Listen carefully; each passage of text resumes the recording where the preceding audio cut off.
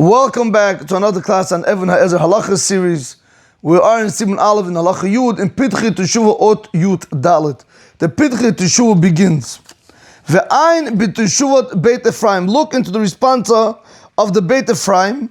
Evean Hazaer Siman Aleph. Be'echad shehaya mitgorer b'kihil achat. There was one person who was living in one community. Erech Yud Bet Shana, about 12 years.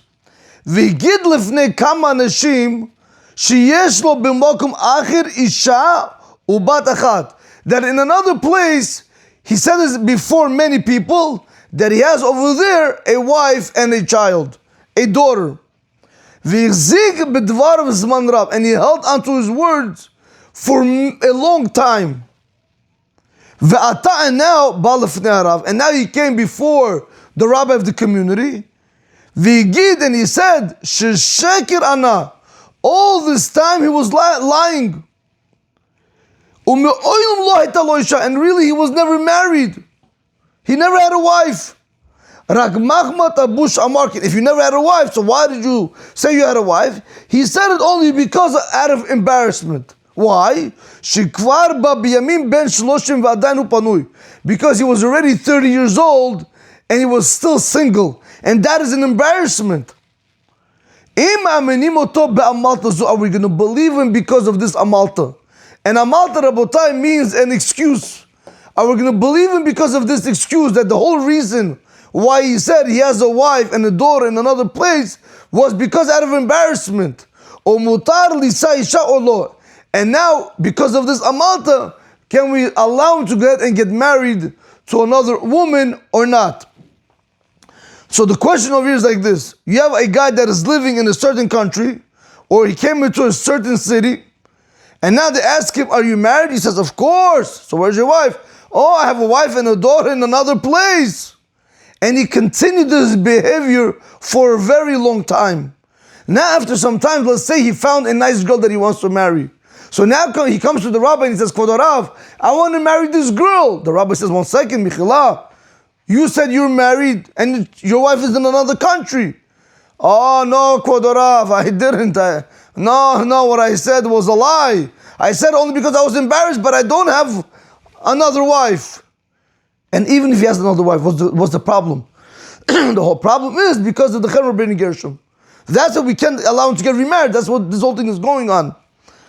Comes the Sefer Beit Ephraim and he says, because of this amalta, this that he said, the whole reason why he said that he has a wife and a daughter in another place is because he was ashamed. Can that be good of an excuse to go ahead and allow him to get remarried to another woman or not? Now, if you guys ever heard of the concept, words make reality. Whatever you say has effect. This, Rabotai, is what's going on over here. This poor guy is really not married. But because out of embarrassment he said he's married and he has a daughter in another city or in another place. Now because of that he could not get remarried. So comes the Beit Ephraim is going to say like this. Are we going to allow him to get remarried, or are we going to say that he's done only because of his words? How they say, Rabotai, the life and death is in the power of the tongue.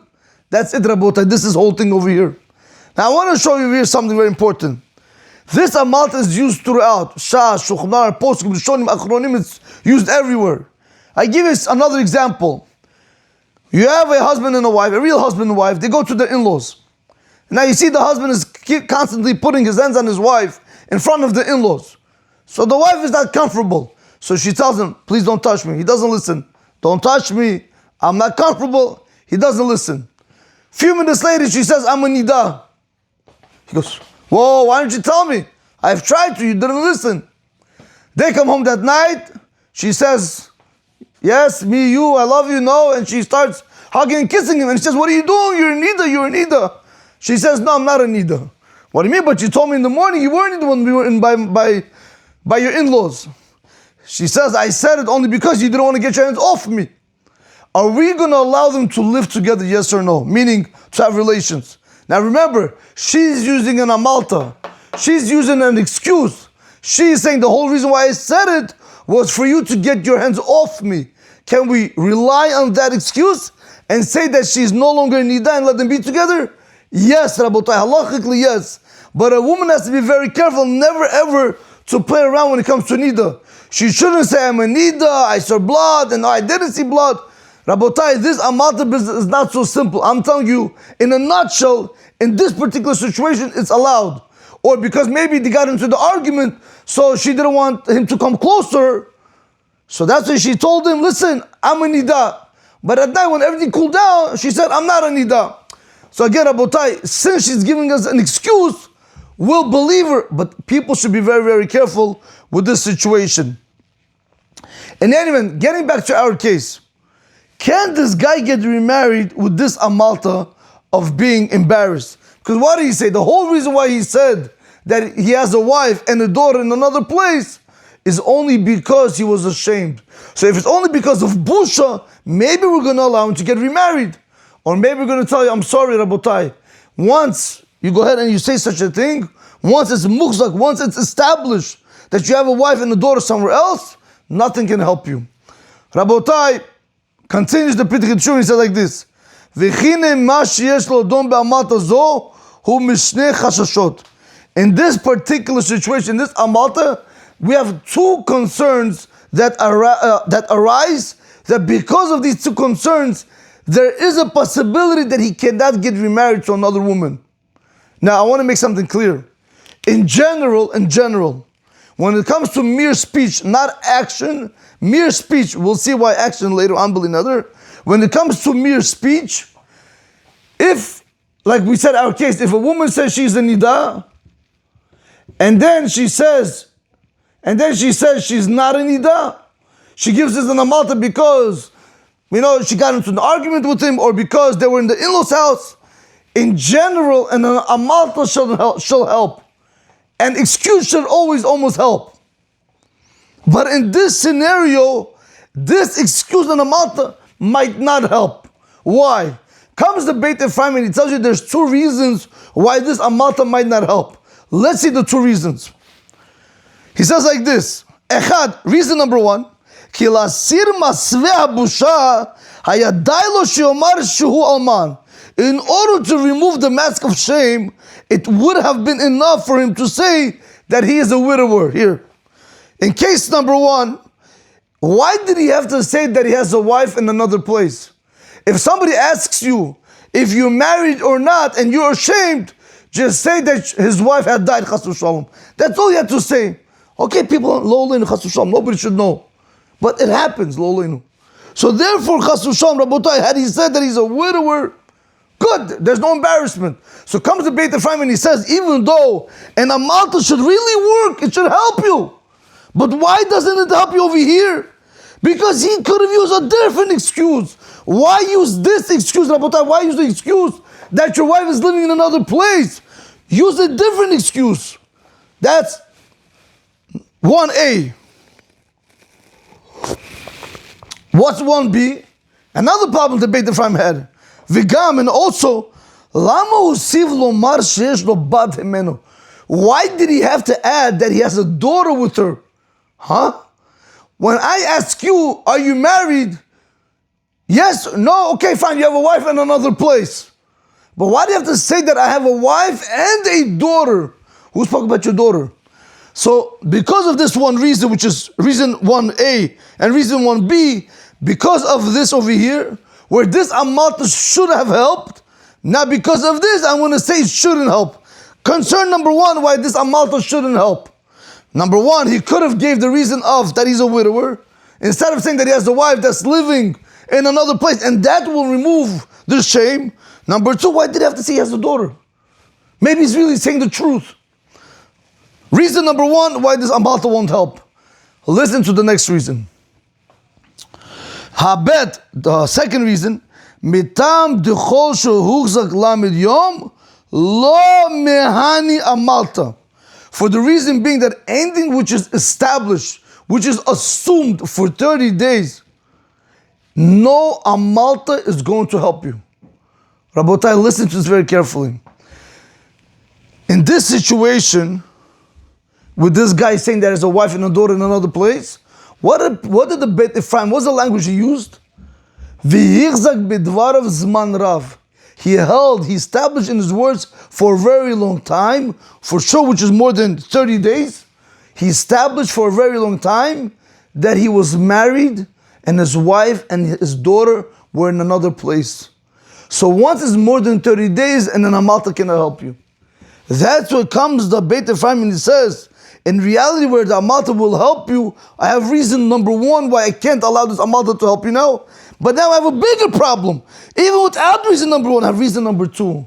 Once it's after 30 days, no Amalta can actually help you. So now this poor guy is going to be stuck. Up to now, what we're learning, this guy is going to be stuck. But look what the Beit Ephraim writes. He says, like the Bash wrote in Siman Yutet and Sivkat and Bet, Umalkin v'sorfin al hachazaka. We give malkut, we give lashes, and we burn Rabotai. Over here, when we say burn, doesn't necessarily mean burn like fire, like these barbarians do, these Hamasikim. No, Rabotai. What means burn over here is that if a woman will see, Rabotai, I'm going to read for you the Shulchan Aruch right now in Siman 19, but I want to just show you something over here. To give malkut and to burn somebody based off a chazakah, because it's established like that, so therefore you're going to go ahead and you're going to give them such punishments? Yes. Rabotai, look how much words have power. Look. If we look into Siman 19 in Halacha Bet, the Shulchan Aruch brings down the case like this. Ish ve'isha. If you had a man and a woman, Mimidinat Hayam, from overseas, he omeret zebali, she says this is my husband, ve'omer zoishi, and he says this is my wife. Im huchzuku be'ir, if they became established in the city, shloshim yom, 30 days have passed, once they have become established, shehi ishto, that's his wife, horgin alecha, we're going to kill if anybody comes and sleeps with her. Rabotai, I don't think you heard me clear. If you have a situation where you have a man and a woman that they come from another country altogether, and you say, oh, second, Reuben, who's this lady Sarah? Oh, that's my wife, my wife, but that's not his wife. Sarah, who's Reuben? Oh, that's my husband. They want to play around. But now they move with each other, they live with each other, they start walking with each other, and now they become established for more than 30 days that they're husband and wife. Now Shimon comes and he wants to sleep with Sarah, and he goes and he has relations with Sarah. We killed him, Rabotai. Based on what? Established chazaka. She's established to be a married woman through the chazaka. Rabotai, what does it mean we burned them? What does it mean we killed them? If he said it, how do we burn them? By the way, how do we burn them? It's not like you put them on the fire. No. Because remember, anytime we give them capital punishment, we want it to be quick so that people don't feel the pain. I mean, they're going to feel pain, but not as much. We give them, it's molten lead, which is soft metal. When placed in fire, it melts into a hot, thick liquid.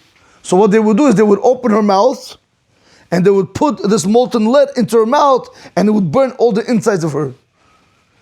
To who does this apply to? Let's say Reuven and Sarah, that he said that she's my wife and she said that he's my husband, and now Shimon slept with her. Rabotai, the punishment can be said if she is a bat shal Kohen, if she's a daughter of a Kohen. But if she's a regular daughter, if she's a regular Jew, meaning daughter of a Levi or Israel, chenek, strangulation. For the guy, don't matter who he is, Kohen, Levi, Israel, strangulation. 1 second, what? You're killing the woman. Again, Rabotai, with witnesses, with, witnesses, warnings, and so on and so forth. But I want to show you what means chazakah. Once it becomes established, it becomes established. Nothing, Rabotai, no amount. Reuben can't come and say, we were joking. You know why we said it? Because we were embarrassed. After 30 days, it's too late. You're going to go ahead and you're going to kill a person? If she's a bat kohen, you're going to give her molten lead? If she's a regular Jewish girl, you're going to strangle her? Based off the chazakah. Based off the chazakah. Rabotai, that's how severe it is. That's why a person has to be very, very careful. That's what the Gemara Masech Berachot says. Al tiftach be b'satan. Don't open the Satan's mouth. Never speak negative words. Over here, it's a little bit worse than negative words. Why? Because when they began the chazak, when they began the establishing that they're husband and wife, in the first 30 days, it's not really still established. It only becomes established after 30 days, 100%. Because within 30 days, they can give an amalta. They can give an excuse. She can say, listen, I felt embarrassed. He can say, I felt embarrassed, and so on and so forth. But after 30 days, nothing's going to help you, Rabotai. We can kill the people, Chas v'Shalom. Look how careful a person has to be with their words. Rabotai, the Bash writes in Sivkat and Bet, whose opinion is this, that if it's already after 30 days, that's it. If anybody sleeps with Sarah, we're going to kill them. Depending on how I explain, we're going to kill them. Whose opinion is that? Ken Katav Rambam. The Rambam wrote it. Perik Aleph Isure Bia Halacha Chav Aleph. Ve'atur, and also the Tur brings it down. And that's how the Shulchan Aruch paskins. Ve'katav Beit Chadash, and the Beit Chadash wrote, D'davka lechayev ish ach rabba alecha be'inyan lamed yom. When do we need 30 days? That's specific if you have another guy that is sleeping with her, with this married woman, that we presumed her to be a married woman. Mishum de kodem lamed yom yachol omar de lo haya yodeh dehi ishto. Because before 30 days, this guy that slept with Sarah is able to say, listen, I didn't know that Sarah was Reuven's wife. So therefore I went and slept because there was no chazaka still. That's why the Beit Chadash is telling you, when are we going to go ahead and we're going to kill the person? When are we going to kill the husband and the wife? That is specifically after 30 days, because then the amalta doesn't help. But before 30 days, he has an amalta. He's going to say, listen, I didn't know. Or he's going to say, listen, there was no chazaka. Not he has an amalta, not an amalta. That's a bad case. He's going to tell you that before 30 days, he's able to say that he didn't know that this was his wife, because it still was not established. However, if you have one person that when he went ahead and he said on one woman, on a regular woman, Shehi achoto, that's his sister, and he came on her, he had relations with her, chayav afilu toch lamed yom. He's chayav even within 30 days. That's the opinion of the Beit Chadash. Ubishut giburim perik asar yichusin lo mashmaken. In the Shut Giburim, he says it's not implied like that. That if you have a guy that comes and he says on a random woman that she's my sister, and she says that that's my brother, and then they sleep with each other, within 30 days they're not going to be chayav. It's only going to be after 30 days. Ubecham vetaz hisigu al Beit Chadash. Also, Chelkat Bechokok and also the Tur Zahav, they argue on the Beit Chadash that within 30 days you cannot go ahead and punish the so-called brother sister. You cannot punish them. It has to be after 30 days. We're picking up on the language of Botai that an amalta does not help after 30 days. But within 30 days they can say, the reason why I said she's my sister, because I was afraid somebody's going to do something to me or to her, like Avram Avinu. Why did he say to Sarah, why did he say that she's my sister when she was his wife? Because he was afraid people might go ahead and take her as their wife, and they're going to want to chas v'shalom kill him. Rabotai, excuses can be given.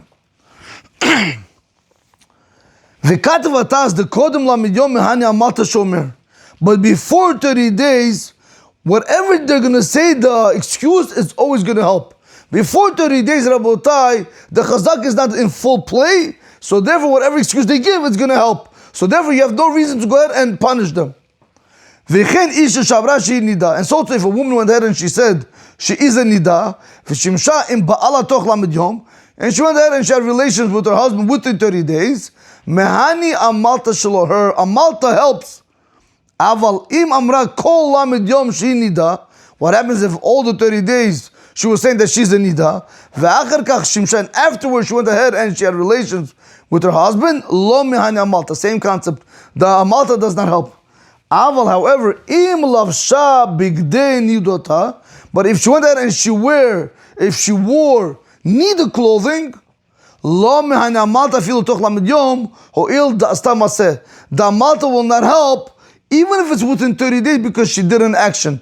Now, Rabotai, there's a very big difference where a woman says she's a nida to where she goes out and she does an action by like putting on a dress. Back then they wouldn't have like today's woman's wardrobe where you have 500 dresses and so on and so forth. No, that maybe 5 or 10 dresses, but one of them was specifically designated for nida days. So whenever she would wear that dress, the husband automatically knows that she's a nida. So let's say, Rabotai, that if a woman got into an argument with her husband and she put on the nida clothing, then she says, oh, I did it because I got into an argument with him. That's not going to help. When are we going to tell her that the amalta helps? That specifically if it's within 30 days and amalta helps to break her claim when she said she was a nida. We'll believe her that she's not a nida and the husband's allowed to sleep with her. But if she goes out of her way to make such an action, to take off the other dress and to put on the nida dress, over there, Rabotai, we're going to tell you that the amalta doesn't help even within 30 days because she's doing so much work. Maybe in reality she is a nida. Okay, so to get back to our case. So we see over here, Rabotai, that on a chazaka, you could go ahead, you could give malkut and you can actually even burn people. Now, Rabotai, we're going to conclude right over here, but I want to say like this. The Pitchei Teshuvah continues in the name of the Beit Ephraim and he says, and he lengthened very much in this, and he went on to explain that amalta is not a bad amalta. I want to show you something. After the Pitchei Teshuvah brought the Sefer Beit Ephraim, the response from the Beit Ephraim to show you why this amalta doesn't help. Number one, because he could have used a different excuse. He could have used this excuse, that he's a widower. Number two, he didn't have to say that he had a daughter. Right? All this is really number one. Number two, over here, after 30 days in amalta doesn't help. Comes the Beit Ephraim is going to tell you, still, why this is not a bad amalta. Even though it looks that it's bad, and you can really use this amalta. So the way we're learning it now over here, that the guy could never get remarried. But the Beit Ephraim is going to come and is going to show you why this amalta is not a problem and why it's actually good and why he's going to be bilineder able to go ahead and get remarried.